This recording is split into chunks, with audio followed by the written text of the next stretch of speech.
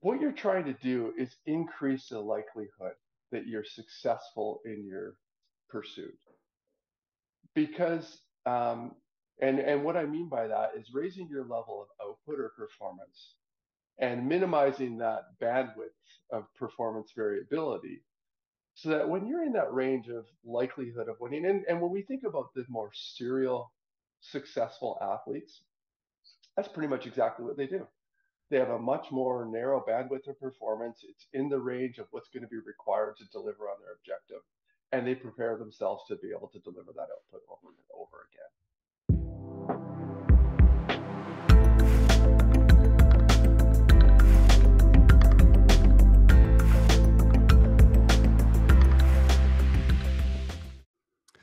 Well, welcome to the podcast, Ben. How are you today?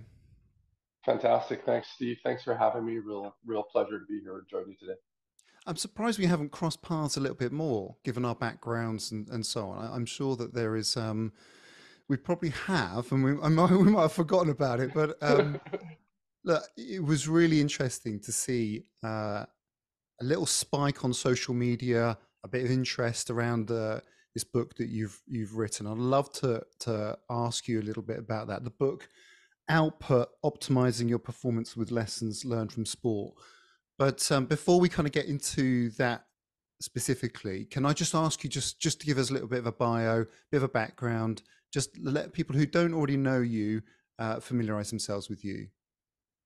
Sure, fantastic. Yeah, I think you'll probably find it's a very parallel story to yourself. I think from what I understand of your background, a physiologist by training, got into Olympic sport in the early 2000s, late 90s, around that window of time.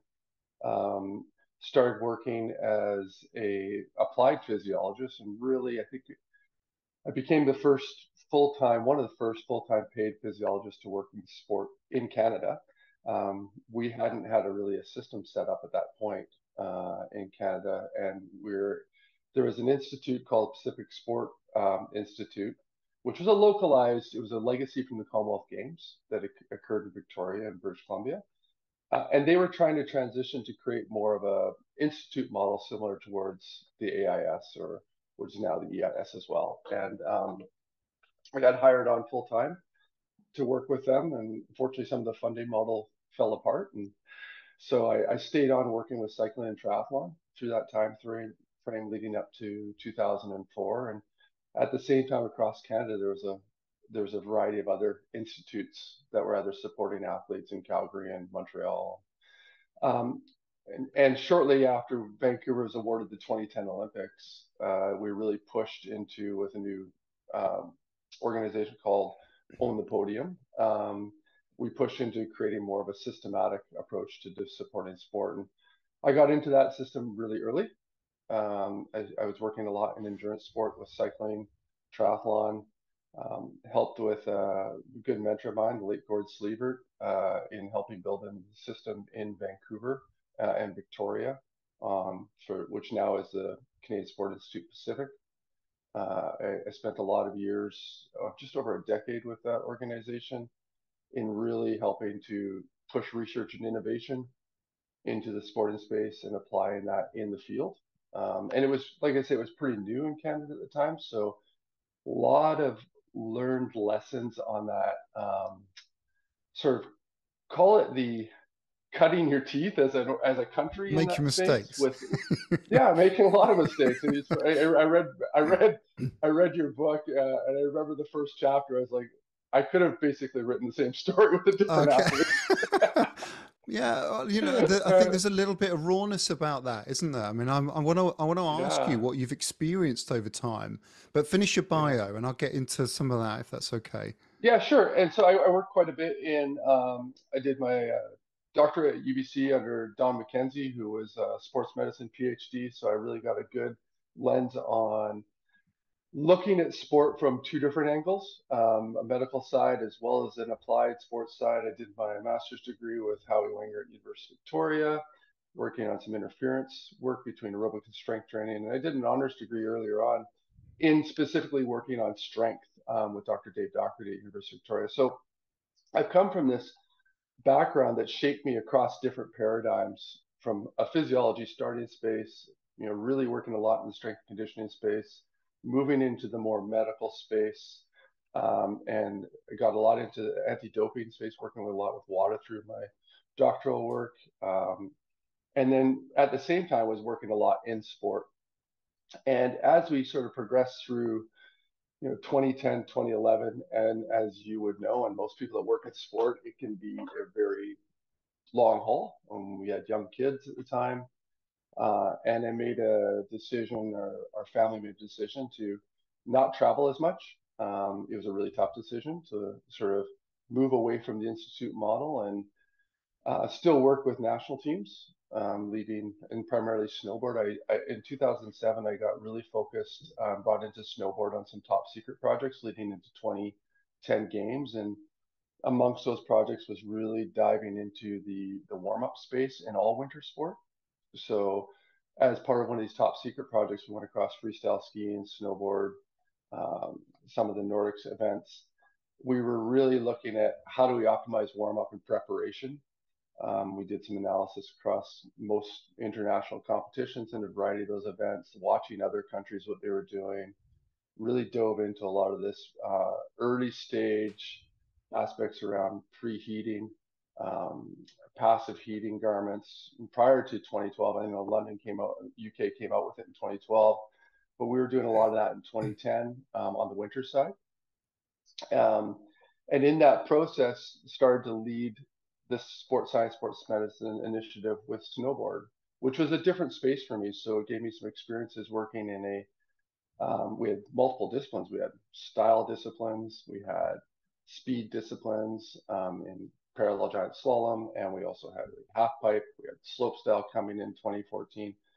So it sort of created a background for me that was, looking at sports that were transitioning from, in snowboard, we had multiple transitions from more of a professional independent model to an Olympic model. Um, and so through that time, I really started to drive programs and working on building teams around performance support. And I moved into a director of sports science, sports medicine role with Canadian snowboard team. And my role then was really thinking about how do we prep for performance as a whole, a really integrated model. How do we get the different pieces to work alongside and with each other as opposed to in silos? And so that really helped shape a lot of my background and how I moved forward around really becoming more of a performance strategy approach as opposed to just physiology.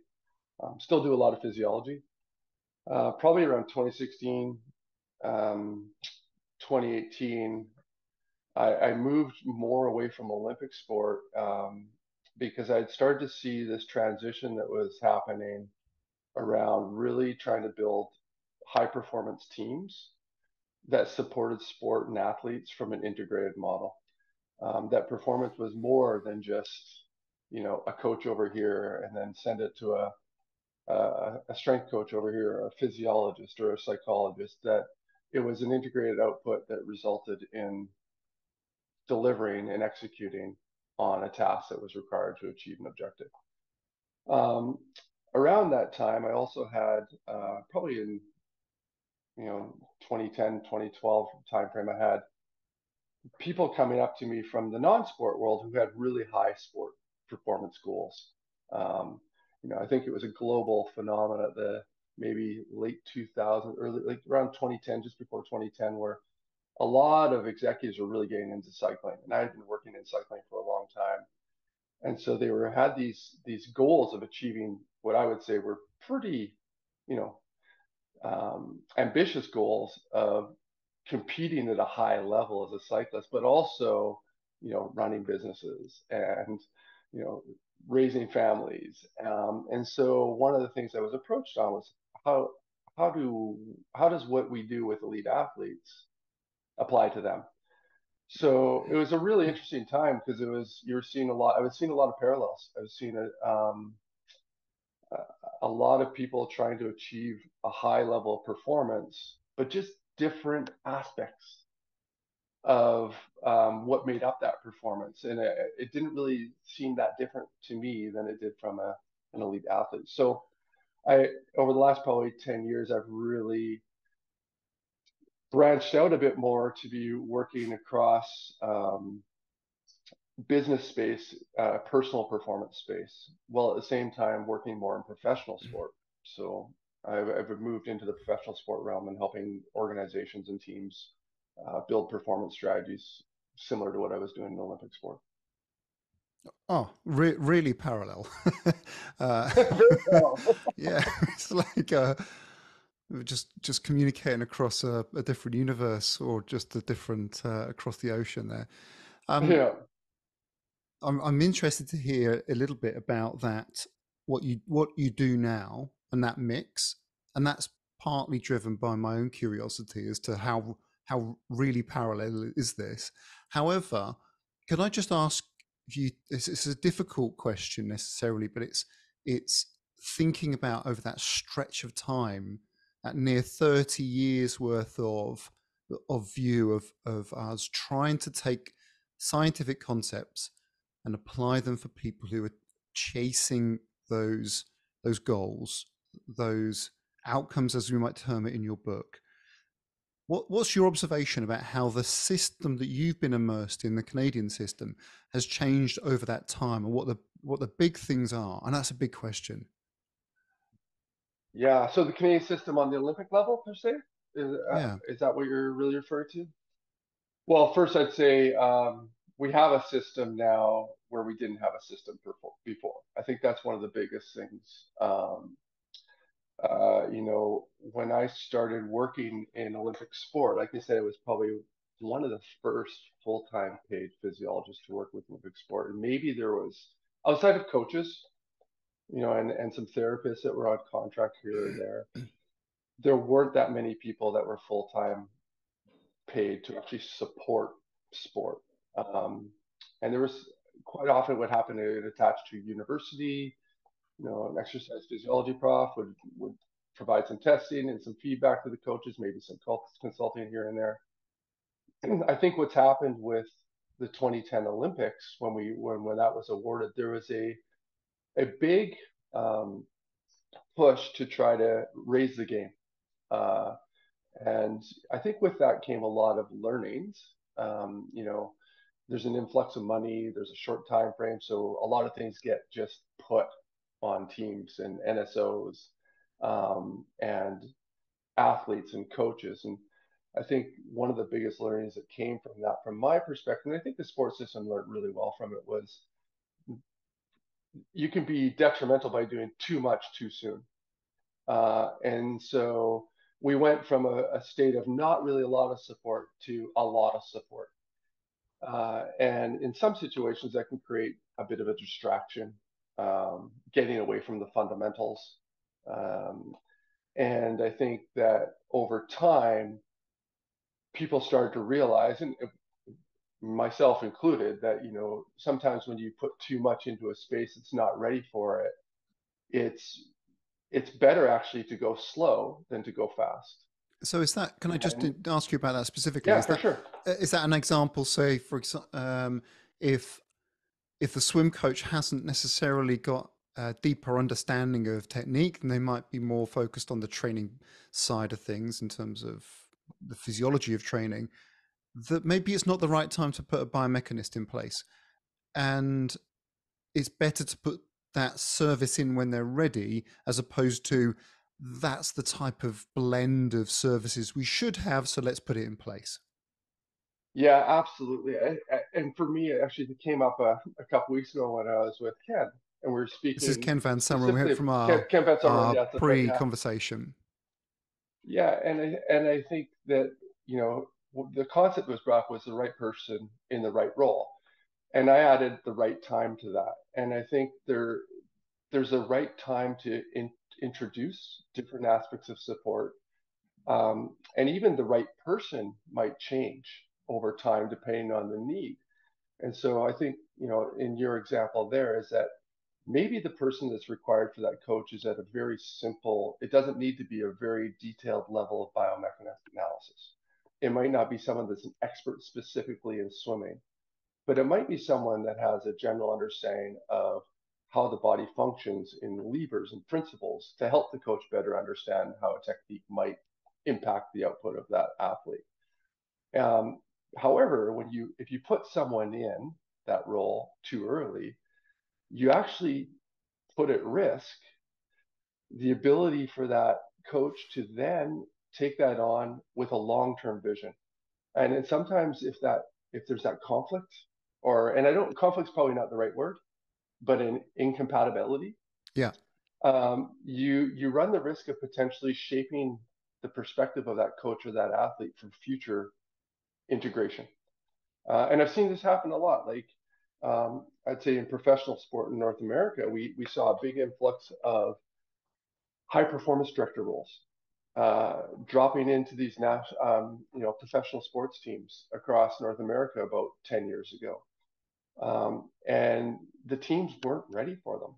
The coaches and the athletes weren't ready for a different level of support. And what happens is, and sometimes the right person isn't the right knowing how to massage that relationship. And so there becomes this almost like a jaded experience of what it could provide because it didn't provide a solution at that time. And then that stops that, or it sort of almost encourages a continued non like integration of that support down the road because of based on past experiences. Yeah, there's reputational damage there, isn't there, in that sense Yeah, of absolutely. of that pressure to appoint somebody to a role. You go out to advert, perhaps there's not the people that you think are great, but you think they're okay, and you have a pressure to fill a role. It goes wrong, get the phone call. That's the end of that, Yeah. and then now you're trying to catch up. You're trying to over explain. You're trying to over justify, as opposed to a sport or a system or an athlete group or chasing you. We need this. We've got an identifiable problem, and we need that type of solution. Yeah, Yeah, and I think that interesting. that's where I would say, going back to your original question, is that's where I think um, Canada's grown a lot over the last 25 years, is learning to work on an integrated model as opposed to putting a lot onto teams and coaches and sports to say, hey, you need to do all this to become a high performance program. Well, I I would often laugh because I'm looking at a coach who's won multiple world championships with multiple different athletes and Olympic medals, and you're trying to say you need to do all this to become a high performance program. Well, they're already high performers. It's more the perspective, I think, is how do we take what you're currently doing and learn from what you're currently doing and maybe tweak, facilitate other aspects to then move into that next space of performance where you get a much more sustainable performance model down the road. And we're sort of leaping into some of the content of your book. Just sort of towards the back end, you're talking about kind of creating your support team, um, and that are you writing that specifically about your support team as you as a performer, or if you were assembling a support team within a sport or an athlete? That's a great question. It's a bit of both, to be honest with you. Like, the book's written to anybody who's trying to drive performance, whether it be on an individual level or you're leading a team to help support, a performance of a multiple people. Um, I think there's definite overlap between the two. And really what I wrote in that section was helping people trying to help people understand the importance of the right person in the right role at the right time. And I think, a lot of the principles I write in that section relate to my experiences working with individual athletes, or if we were supporting a snowboard cross team, who are the people we put around that team, or a cycling team. But they also relate to when I'm building a team. So my current role is with the Vancouver Whitecaps at the MLS Football Club soccer in North America. But a lot of those same principles are key in building the team, which is composed of not just sport med docs or physios. It's the video analysts, it's our data team, it's our coaching staff, it's our developmental coaching staff. How do all these people fit together? And what are the attributes we need at the right place or in the right role in the right time? Yeah. Okay. I think it's one of those sort of reflections of the different types of approaches I've taken over time when I'm assembling or directing or recruiting to a team within sport. I have a very particular lens that you've got to get on with people. You've got to be able to create relationships, and that comes out heavily in your book, the pyramid around that sort of personality. We've termed it over the time character and attitude, and Yeah, consistently it comes out as as required. We've just done a really big piece of survey work, Jamie Pringle and I was going through the results this morning with him, and academics, industry, students, although we've got a small population of students, they all recognize that's the top characteristic. Um, I've got that particular perspective, and then I've got experience of being a coach. I've got an experience of running a business and contracting people, and I've probably got a slightly different perspective in terms of I just need to know you can perform.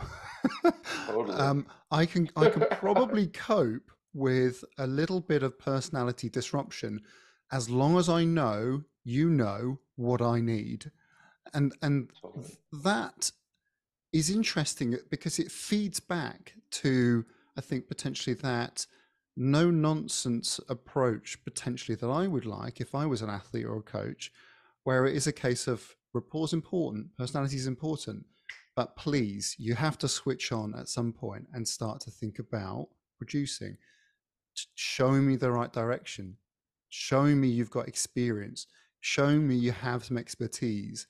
And so I think the depth of relationship, the type of relationship, um, it's just made me think very differently about what I would like versus what I'm thinking, oh, maybe we should be acting like this way for other people Yeah. as a service provider and as a service receiver. Yeah, I couldn't agree with you more. And I think that I try to emphasize that in the aspect of those top two levels of that pyramid, which you're talking about education and Yes. experience. And experiences. And so I bring that back to the right person in the right at the right time in the right role. And so there may be one or two of those people that, as a practitioner, I will say, and working in sport and leading teams at Olympics as well, I need to know that you can deliver. Like that's in that situation. I can't have just someone who's got a great personality can build relationships. I need you to be able to deliver X. And I think that that's where being really clear about what it is you need from your practitioners or your support personnel is really important. As a coach, you need to have someone like I think we both probably worked with lots of coaches, and you even as a coach, as you described, is that they are no not some coaches are very no nonsense. I need X from you right now, and please deliver it. And you have to be able to deliver. You have to be able to perform. I was talking with Julian Brisebois. He's the GM of the Tampa Bay Lightning, which has been one of the most successful teams in the NHL the last decade or last 8 years at least. And one of the things he said, which I think described it so well, is that you have to be a wolf to lead a wolf pack. And it really is like if you want to lead high performers and you want to be in that mix at the moment, you also have to be a high performer yourself. And I think that describes a little bit about what you're talking about. That there's times when if we're going to ask coaches and we're going to ask athletes to be able to perform on demand, we have to be able to deliver on demand too across the support structure. Yeah, fascinating. I could probably go off on a complete tangent on that, but I've got one last little question that relates to your bio. Are you still a practitioner? Because I still dabble as a physiologist, and I think I've had this sort of pulse of periods of time where I've drifted right away from it, strategic level, boardroom discussions. And then I've gone, actually, Yeah. you know what? I still want to get involved. I still want to help people. And the knock on the door, I think, yeah, you know what? I'm still going to do it. So I'm intrigued to know if you're operating with businesses, it's business strategy, performance strategy. uh, Do you still get down and dirty and download heart rate monitors? Absolutely. So Do I, you? of course, because I love it. I've Well, got a yeah, of brother. I course. found So a brother today.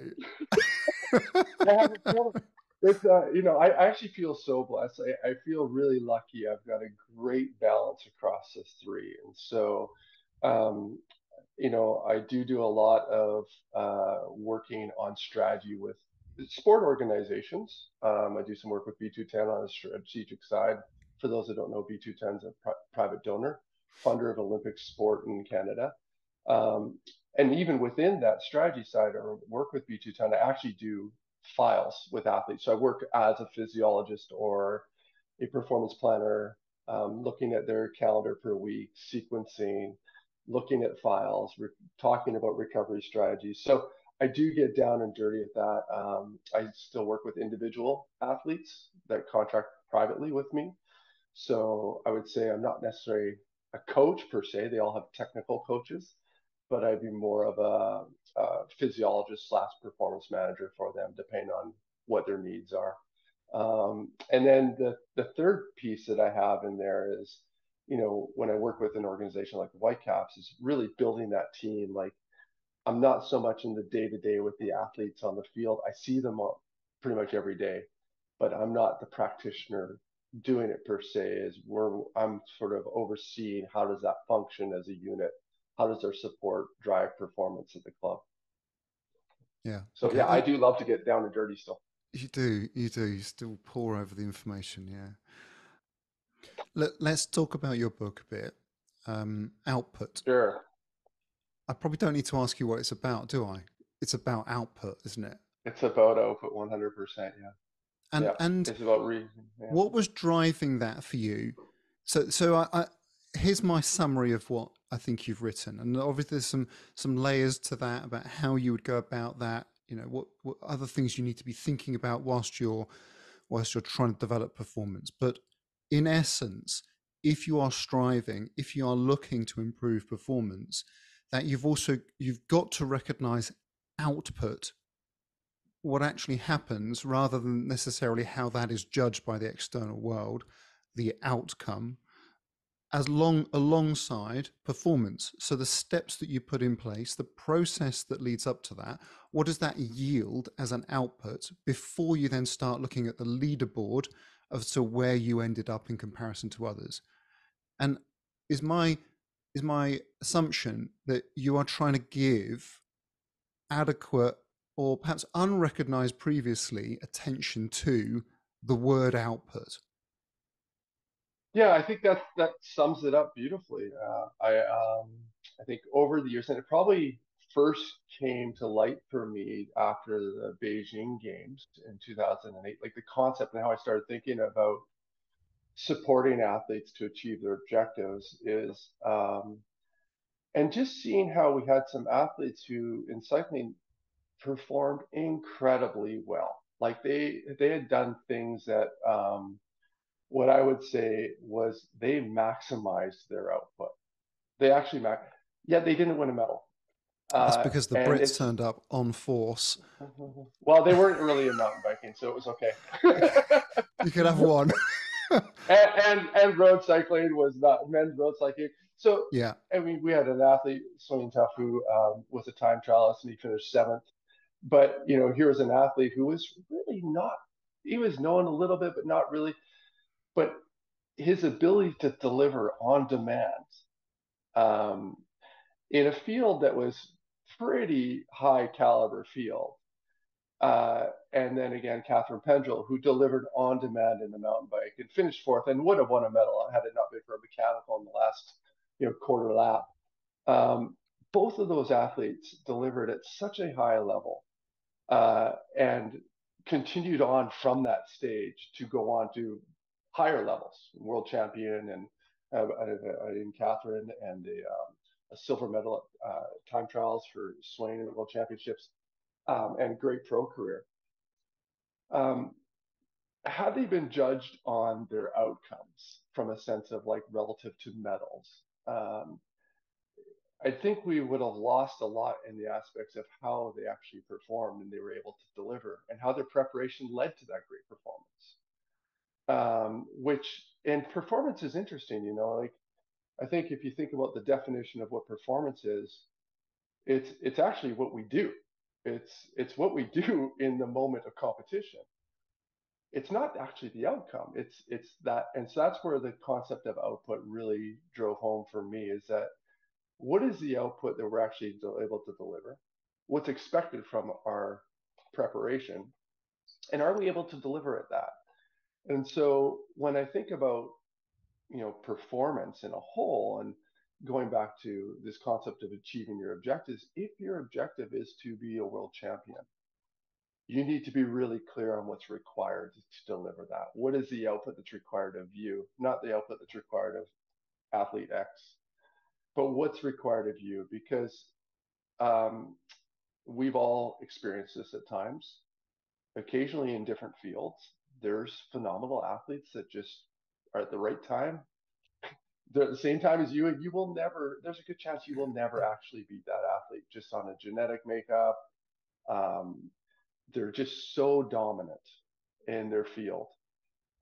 And you have to understand what's required of you to deliver on your objective as opposed to what this athlete might deliver on. And once you reframe that, what I found is that individuals, athletes, coaches, it's much easier and tangible to say, okay, this is where I am. This is the outputs required for me to be successful. And one thing that's really important, and you'll know this too, and most many of the listeners will probably understand this concept, is that what you're trying to do is increase the likelihood that you're successful in your pursuit. Because and what I mean by that is raising your level of output or performance and minimizing that bandwidth of performance variability so that when you're in that range of likelihood of winning, and when we think about the more serial successful athletes, that's pretty much exactly what they do. They have a much more narrow bandwidth of performance. It's in the range of what's going to be required to deliver on their objective. And they prepare themselves to be able to deliver that output over and over again. Well, there's two of those truisms that I was just going to flag, and you've flagged one, and that's the probabilities of success. Yeah. If you're in a linear, single lane, no turns race, there's it's probably going to be a form-based sport that if you can row, ride, cycle, kayak at the speed that you know you can, then there's a probability factor there. You might Yes. win, you might not. If you are consistently rowing, cycling, kayaking at that given speed, and that's good enough to win a gold medal, then there's a high probability. But it's also recognizing that that's not always a certainty. Something can go wrong. You've mentioned a mechanical for an athlete there, but it's also recognizing that most athletes lose. They don't win. Of the Yes. 100 entrants, there will be one winner. The Rugby World Cup's just occurred, and there's only one winning team at the end of it. But you've still got to be able to review that output or the performance. You've still got to be able to look at did you perform in the way that you intended to, regardless, and have a degree of separation to that. Yeah, exactly. And I think that, and I think one of the definers is that when we work with athletes and we work with people, is really being clear on this sense of control. Like you can control your preparation, you can control your output in a moment. And that's something that I think individuals connect with a lot. What you can't control, we like to think we can, is you can't control the outcome. And that's, I know people may disagree with me on that. That's okay, but there are things that are outside of your control in an outcome-based perspective that may or may not influence the outcome that you have no control over. So, for example, we roll into an event and it's track cycling, and there's an athlete that just can put out more power than you. You have no control whether that athlete's better prepared. You can say, "Oh, I need to get better." Well, you're now relating to your output, but that athlete might also get better. So you may do everything you can along the way. You've delivered time and time again. And if we measure that on your output, that's relative. And there's a big thing that's important here to understand is that we have to measure performance on the output, but we have to have a realistic measure of performance based on the expectations of the profile that we're thinking about. So athlete X, I can't expect athlete X to push 450 watts for 25 minutes if they've only ever pushed 420. It's an unrealistic expectation. If their top is 420 and we say they hit 421, incredible. Like they've done a very good job of delivering on their output, their maximal output on demand. And maybe we expect it might be a little bit higher. But my expectation can't be that they're going to push 450. It's an unrealistic expectation. And there's a time frame to those expectations that might be right now, I can't. But we're going to try to improve your output to be able to do 450 watts. So we might do that over a year or 2 years. But then if we get to that space and now the benchmark has changed because an opposing athlete is now 470 is what's going to be required, it doesn't mean you're not a high performer in my mind. You haven't optimized your performance because you've delivered on your output and you've done everything to prepare yourself for that output.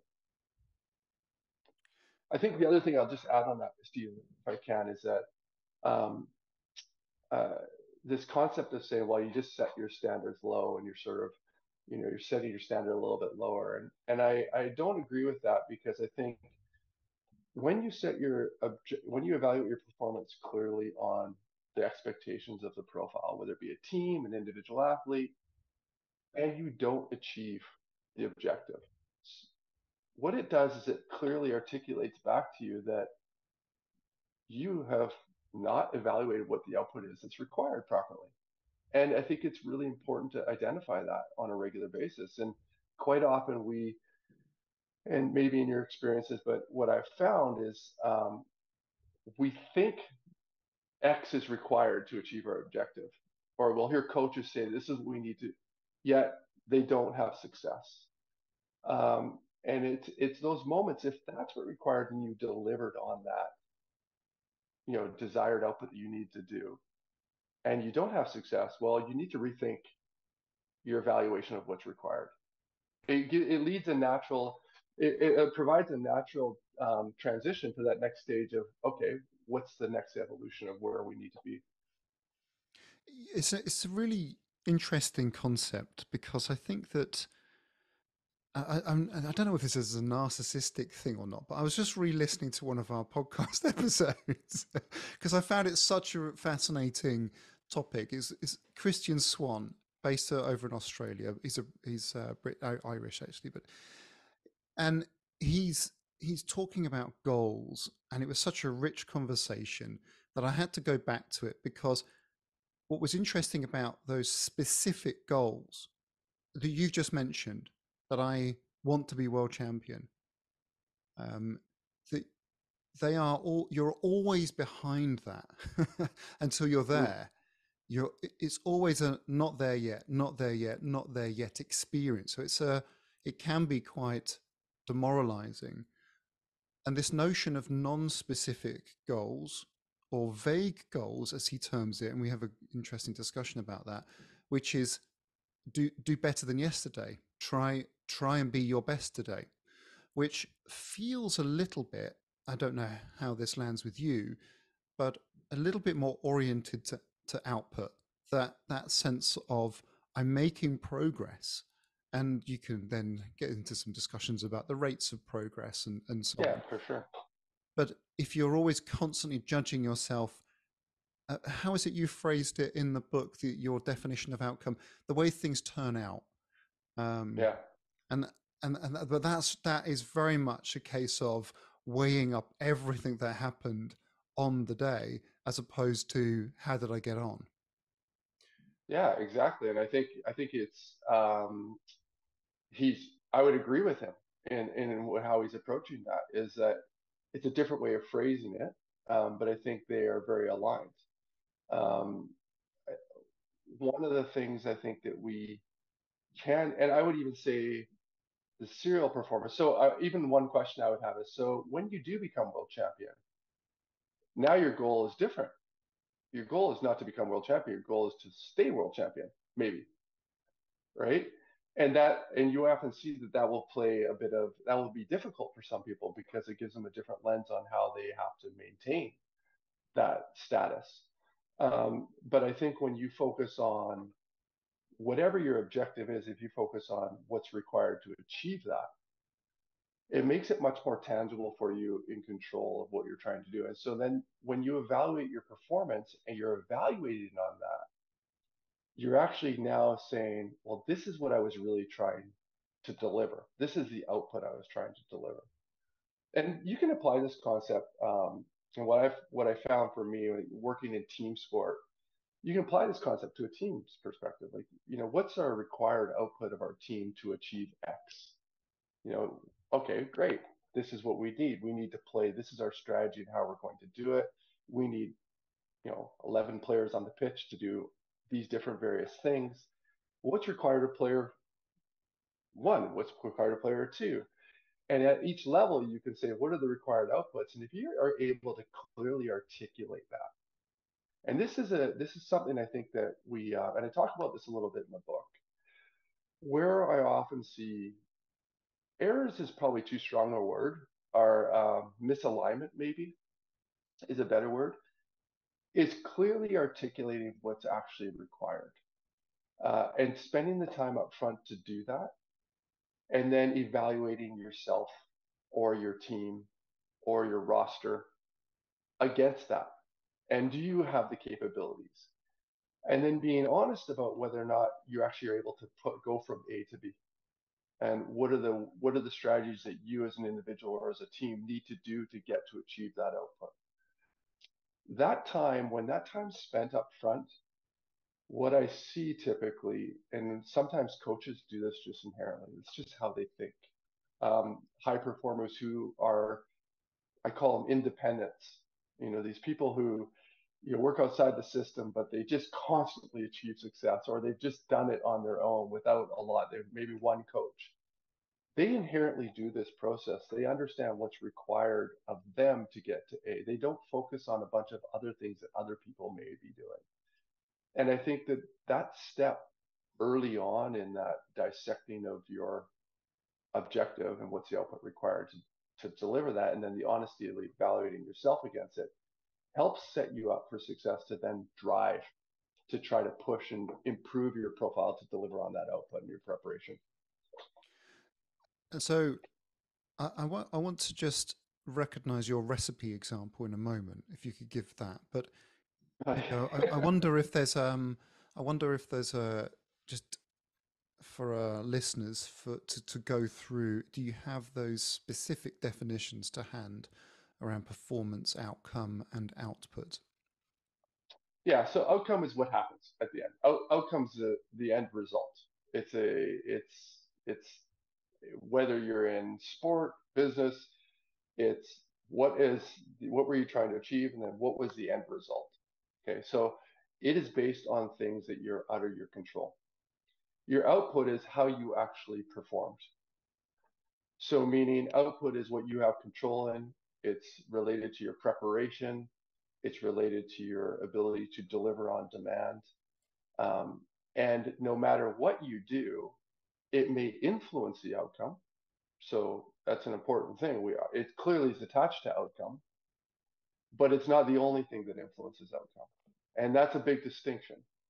Um, and then performance, if I say performance, performance is actually the act of executing on the steps that you're trying to do to achieve your objective or deliver your output. So we talk about performance as an outcome, but performance, if you look at the definition of performance, is it's the act of doing specific tasks to achieve an objective. And it may be acting, it may be, somebody says that was a great performance by that actor. Well, they're actually talking about what the actor did on stage or in the movie. It's how they delivered. It's their output. It's not whether the movie Hmm. won awards. It's not whether the actor won, best actor award. The actor has an amazing performance. They delivered an incredible output. that then allowed you to say this was a great movie or this was a great performance by that actor. Mm, yeah, nice. Okay, so give us your cake recipe example. Yeah, so I mean, it's haven't been a while since I read that example, but Well, I I'll, think I'll it's a give you nice one yeah, the in concept of sense of just being able to separate these out. And the reason I'm doing this is because yeah, what you have presented in your book around making the case for us to listen, look, recognize the importance of output is that it just strikes me that it's not present enough in our conversations. Prospective, retrospective review, and so a nice metaphor could really help.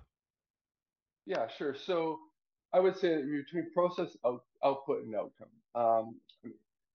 If we were to bake a cake, a chocolate cake, and I talk about this in the book, and I probably won't get all the pieces of it because it's a fairly long example in the book, but the concept about baking a cake is we'd all agree that there's probably 100 different recipes for chocolate cake. The process is the steps of measuring the flour, mixing, how you mix the aspects of the cake together, whether you set the oven at the right temperature. And for those that are bakers that are listening to this or chefs, please ignore my. I You're gonna, apologize for my yeah, you're references gonna if they're butcher it. wrong. Yeah, I am not a baker. there's flour all over the floor. I forgot the Eggs on the oven needs to wall and go on. chocolate. Yeah, exactly. Yeah. But the process is the steps that you're taking to do that. Okay. And it might be the recipe. Part of it might be the recipe. You know, in sport, we use different tactics. So you might use a different recipe or a different approach to mixing the ingredients. Um, so the process is those steps. The output would be you could use the same recipe. You and I could use the same recipe, and we follow the same process. And our cakes might turn out very different, right? So we followed the process differently, but my output of using that process and your output of using that process might have produced a different cake, right? So ultimately, in that essence, is it may be because I practice it more, or I've learned that I have a different taste or a different feel for when ingredients are mixed properly, or whatever the reason is. It might be that I've left something in the oven. Yeah, or you forgot to take it out, right? Yeah, and so our outputs would be different, right? And if you and I were entering a contest to say, well, who's going to bake the best chocolate cake? Now, I might say we could both go into it and just go at it, and one of us might win, but the outcome would be who won.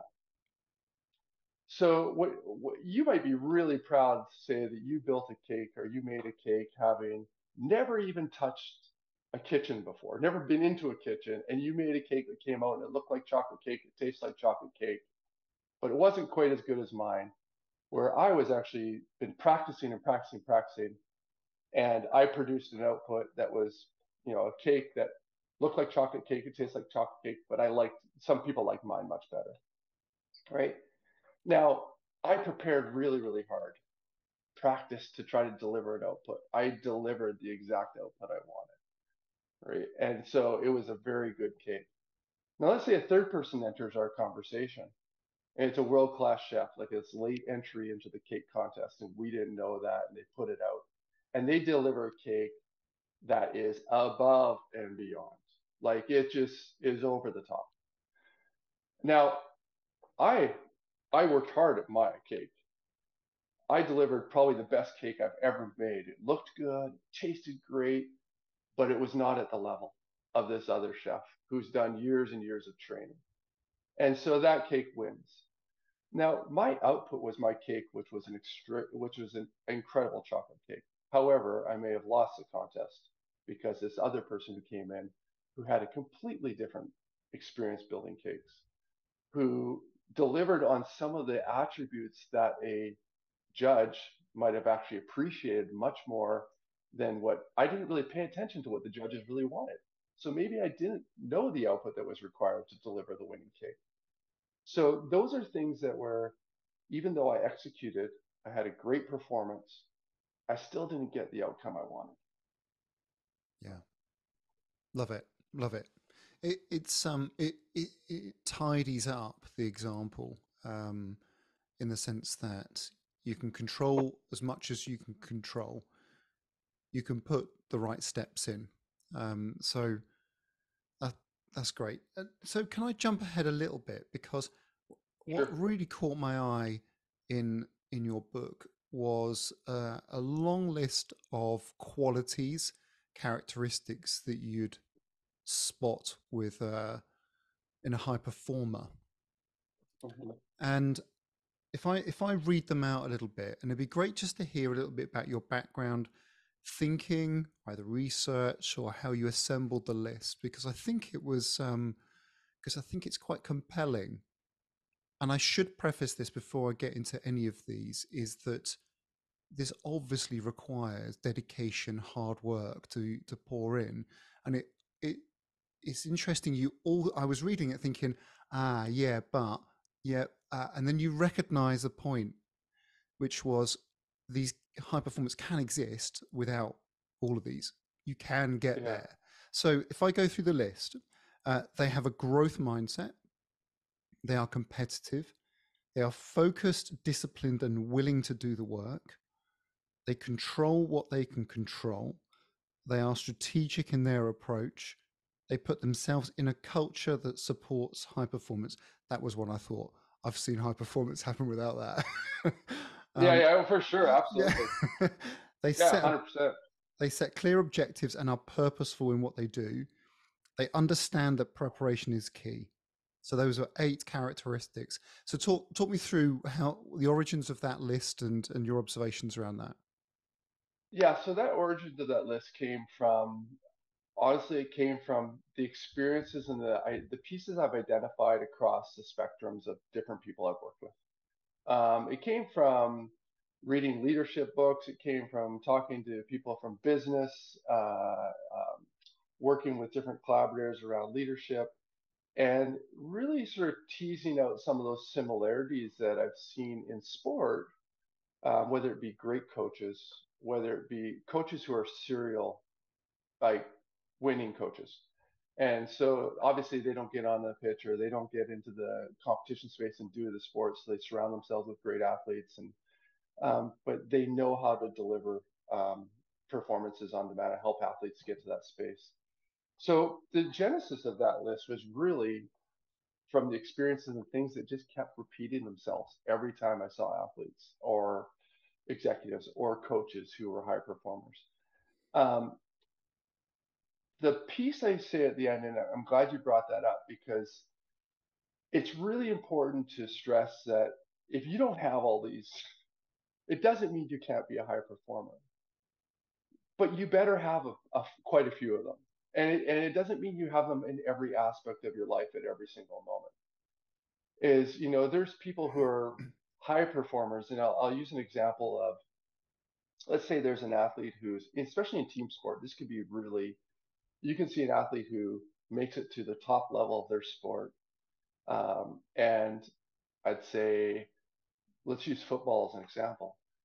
There are numerous stories of athletes who have incredible skill and talent, who make it to the highest level, yet they don't have a growth mindset, or because they're just so dominant in one of these two or three different areas. Um, but what I would say is that have they limited their ability to be a higher performer or to achieve a higher level of performance? So I think that that's an important distinction. Is not every athlete has ever, or every high performer has every one of these aspects, but these are the traits that are common and consistent across them. And I think there's other things to say, like for example, the question you said around uh, seeing performance without surrounding themselves with a high performance culture. Yeah, I've seen it as well. Um, but what I've also seen in those scenarios, and I would be interested to hear your thoughts on it, is when there's not a high performance culture, what you typically see in the serial high performers, if they stay in that culture, is they insulate themselves from it. They work directly with a singular coach. They avoid a lot. They stay out of a lot of the excess stuff. They don't come distracted by the lack of a high performance culture. They will work within a realm, or they'll eventually leave and do it. provide their own sort of subculture within that larger culture. Um, and I think the thing about the high performance culture, which I want to stress, is like it culture is a funny thing. Like it can be incredibly powerful, and it can destroy an incredible strategy if you have a really good strategy. It can destroy a strategy if it's incredibly toxic. But you can have a moderate run of the mill culture and have some really high performers within that culture in a team, a little small insular team, and they can deliver on really high performances because it's not necessarily a toxic piece that's pulling away or taking away from their abilities to deliver as a unit. I Mm. think you see that in organizations all the time. You might have the culture of an organization might be, you know, not the greatest. Yet you've got little pockets or groups that are exceeding and doing really well, and they wonder, well, why is this group doing so well? Yeah, I mean, I think it's certainly from what I can observe is that the culture augments the frequency of high performing, and so Yeah, it's not so much it doesn't it stops it from happening if it's not there, as you say. And I think insulating is a great word actually too, that people are shrewd enough that they start. So the word I use is tenacious. yeah. Um, what's the word you've got there? Strategic, um, purposeful. So that Relentless. there They're is that purposeful. there's that sort of tactical aspect of I'm going to shift because I'm not getting what I need. Whereas um, I think that a culture can just mean that more people who wouldn't necessarily be performing can perform, and so Right. it stops a lot of that passivity and that learned helplessness, checking out, I'm not going to bother, that discretionary effort, that not necessarily high performance per se, but the better than expected, the plus one.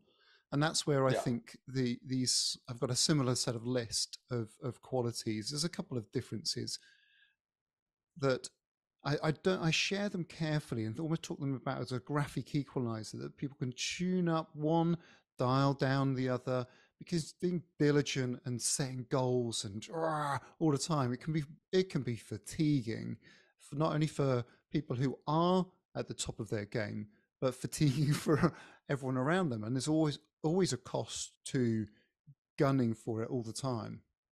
Yeah, for sure. And I think it's a really important piece to emphasize is like, we talk about integration in the book and the concept of really understanding like sometimes you might be dialing this one like just a little, but you might be spending a lot of energy over here because, we talk about the concept of net performance impact, but like which is going to have the bigger impact at the end of the day?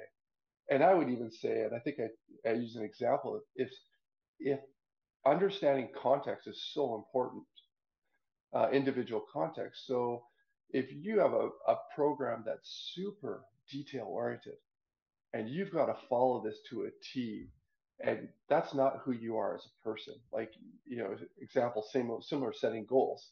Like if you have to follow these goals and measure KPIs and everything's dialed, it can be mentally exhausting for individuals. And what's the net performance impact of trying to get someone to work in this space? While at the same time, it takes away from their ability to be creative, to be able to be dynamic and flexible and have energy for what they actually want to do, have the focus and the drive to say, I'm excited about coming to work on this because I'm just bogged down by all this. I think a good example that again, I like the tone that you've taken around marginal gains, and I think that's so. In summary, get the fundamentals right first before you start tackling the marginal gains. And my commentary to this for anyone who listens, people at the bus stop, down at the swimming bars, or people I actually consult with, is marginal gains started from thinking about how do we push the crank harder on the bike and how do we cut down aerodynamic drag. Those two Yeah. things are our priority. And then we will get sophisticated about the things that improve both of those. And then it started to descend into small things, 100 Yeah. things, 1% better. It Yeah. did not start thinking about sock length to start off with. It started with dealing with the big things to start. Yes. Get those fundamentals, and they're boring, and they can be monotonous because you're repeating the same messages over and over and over rather than the shiny beetroot juice stuff. Yeah. It's getting those qualities right first. And I think if people can have clarity around that, just focusing on a couple of things and doing some of those things really well, that's going to give you 95% return probably anyway, rather than chasing around and being an expert project manager in all of the other 100 things that we've got to try and keep moving, and probably not doing those very well and not sure about whether they have an effect. But oh, because marginal gains, it must be all Yeah. right. Yeah, I look and I love the concept of marginal gains. I think it's an incredible approach when used properly. I think it is that, as you just summarized it, there is that people have spent time on marginal gains without focusing on the fundamentals. And and the other thing I'll say is, unless you're talking about the elite of the elite in any profession, who are already at the razor's edge, like it is marginal gain. The vast majority of people who will read this book or listen to your podcast, they're they're typically below, they're a greater depth below their top performance bandwidth, whatever that might be. So they may be operating at 85% of their optimal performance benefit. They might be 60, they might, depending on what it is. The jumps that you take from focusing on fundamentals, and even if they're not like perfect, are so much more significant than the jump that you would maximal jump you could get if you nailed a marginal gain. And the other piece I think is really important is that if you don't pay attention to the fundamentals, your performance variability becomes like this. And it washes out, even if you nail a marginal gain, it washes out that marginal gain impact on your performance because you've created so much more variability in your performance. So I'll use sleep as an example. Like, if you're not, just forget about whether you get 6.5 or 7 hours of sleep, or you're optimizing your sleep time and you're you're nailing it down perfect. If you're just not sleeping and you're getting 4 hours of sleep when really just get 5 hours of sleep or get 5.5 hours of sleep, you're going to have better impacts on your performance than trying to be so specific about one little piece that might impact it at the end of the day. Yeah, and sleep was exactly the term I was thinking about when you were describing that. What heart rate should I go for? What type of whoop should I go for? What does this thing that's not measured very well, like oxygen saturation, what should that be when I haven't even got a good bedtime routine, for example? And that comes down to, I think, a really nice phrase, or it was a question actually. I think it was in your book. Can anyone be a high performer? And that struck me. There was a British politician that said that they wanted everyone to be above average, and they were the education minister at the time, and everyone was just like, "Oh, you don't know how average works." um, so it's That's a not great about. statement. We want everyone to be above average. Okay, we need some more people then. Um, so this isn't necessarily about that probability wise, about skewing up. This is about you just taking a meticulous and perhaps more diligent approach to being a little bit better than you are today. And what I got from the book as much as anything was these are a set of frameworks Yeah, and a set of resources that you could cherry pick from, as opposed to a how to build a totally. car manual Yeah, that if something stands out, that could be the core four: physical, mental, tactical, technical. If that could help you, then fantastic. If reading that long list, you think, you know what, I used to have a growth mindset and I need to get back into that a little bit. Um, it struck me as an opportunity to use this as a set of ingredients for that metaphorical cake. Yeah. Yeah, exactly. And I think one of the things I tried to really stress in the book, um, so I just quickly, the reason I wrote the book was because people kept asking for perspectives on their own individual performances and what's the process I typically go through. And that was really the genesis of the book. I mean, a long time ago, a couple of my mentors would say, you know, keep some notes on your lessons. It might be an interesting story at the end of the day. Um, but the reason the book actually came out at the end of the day was to try to crystallize just the thought process of what I see when working with high performers and what's the approach. And then, but to write it in a way that was digestible for people to apply it in their own context. And I think, and I hope it came across in the book, but I really tried to stress the importance of understanding your own context relative to your own objectives. And then what's the required output for you to be able to deliver that. And so, to your point, there is that it's not saying do everything from A to B. It's like in this situation, you might want to focus on X. If this means something to you, then connect with this. But take everything from this book and apply it to your context, or take the aspects and the concepts around this book and apply it to your context. The one piece that I think I tried to stress around for everyone to think about when reading the book was really to, to if you get your mindset to think about performance as an output, not an outcome, you'll start to see how you can be a high performer in your own context. And I think that that's a really important piece because, Steve, even though our lives are completely parallel, your context is different than mine in many ways. Like we have a lot of similarities in what we've achieved and what we've done over our careers, but your context is different than mine. Um, we have different likes, we have different ultimately goals, I think, probably. Uh, but I can't sit there and say, well, what did Steve do? I might learn from pieces of it, but these are the two or three things that I think really apply to my situation. And I mean, last couple of questions, Ben. I'd really just like to get your thoughts on a concept that you raised towards the end of the book, but I think it's quite important around auditing how you're getting on. And I'd Yeah. just love to get your thoughts on when and how you might go about that, depending on the obviously the goals and the context you as you just raised. But that sense of just checking in as to how am I getting on? What are your sort of top tips for people, whether it's in sport or business? So I think it's a good question, and I think it's an important one as well.